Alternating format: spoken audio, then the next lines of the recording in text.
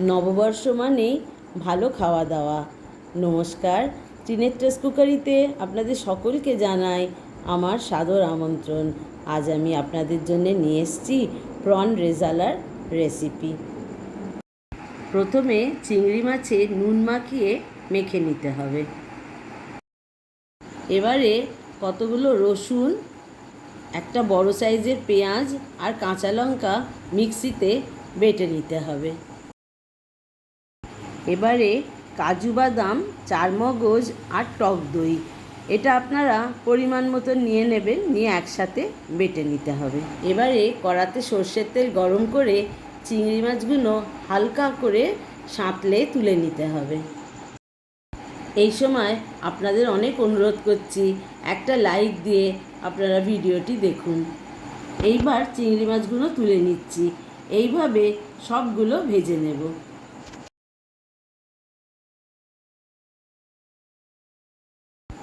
এবার চিংড়ি মাছ ভাজার তেলেতে 2 চামচ ঘি দিয়ে দেবো।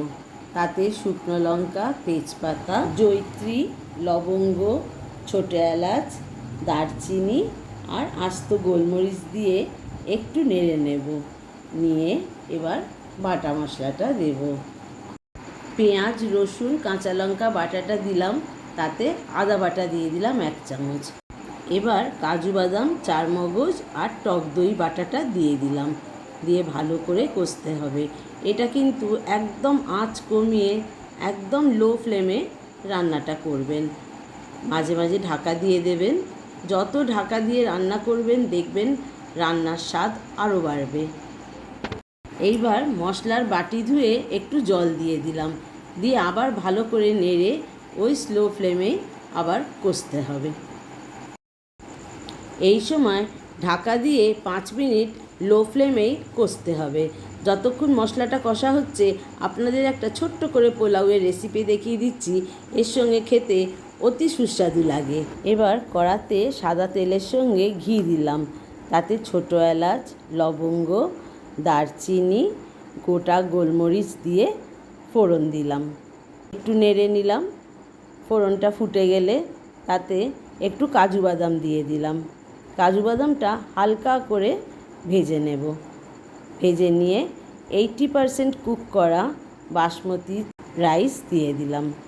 টিনের ট্রেস কুকারিকে যারা সাবস্ক্রাইব করেছেন তাদের অনেক অনেক ধন্যবাদ। আমার বন্ধুদের যারা আজকে নতুন, একটু সাবস্ক্রাইব করে দেবেন আর পুরো ভিডিওটি একটু দেখবেন। এবারেতে নুন দিয়ে দিলাম। নুন দিয়ে একটু গোলাপ জল আর কেওড়া জল দিয়ে দিলাম, দিয়ে ভালো করে নেড়ে নেব।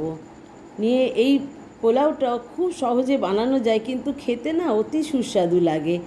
এইভাবে ভালো করে মিক্স করে নেবেন। নিয়ে এর ওপরে একটু ফুড কালার দিয়ে দিয়েছি, একটা সাইডে একটু ফুড কালার দিয়ে একটু ঢাকা দিয়ে লো ফ্লেমে বসিয়ে রেখে দিয়েছিলাম।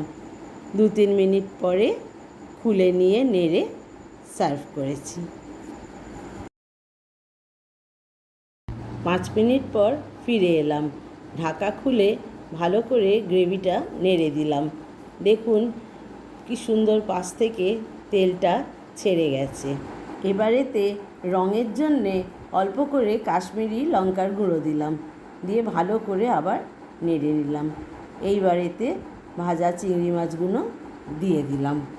এটা কিন্তু একদম লো ফ্লেমেই রান্না হবে। এবারেতে একটুখানি চিনি দিয়ে দেবো স্বাদ মতন। এবারেতে স্বাদ মতন নুন দিয়ে দেবো, দিয়ে ভালো করে নেড়ে একটু ফুটিয়ে নেব। নিয়ে এবারে এতে কেওড়া ওয়াটার আর রোজ ওয়াটার দেব, তবেই রেজালার ফ্লেভারটা আসবে। এইবার ঢাকা দিয়ে 5 মিনিট রেখে নামিয়ে নেব। Prawn rezala is ready. আমার রেসিপিটি কমপ্লিট হয়ে গেছে। আপনাদের কেমন লাগলো একটু কমেন্ট সেকশানে লিখে জানাবেন, একটা লাইক দেবেন, একটু শেয়ার করে দেবেন। এতক্ষণ আমার সঙ্গে থাকার জন্য অনেক অনেক ধন্যবাদ।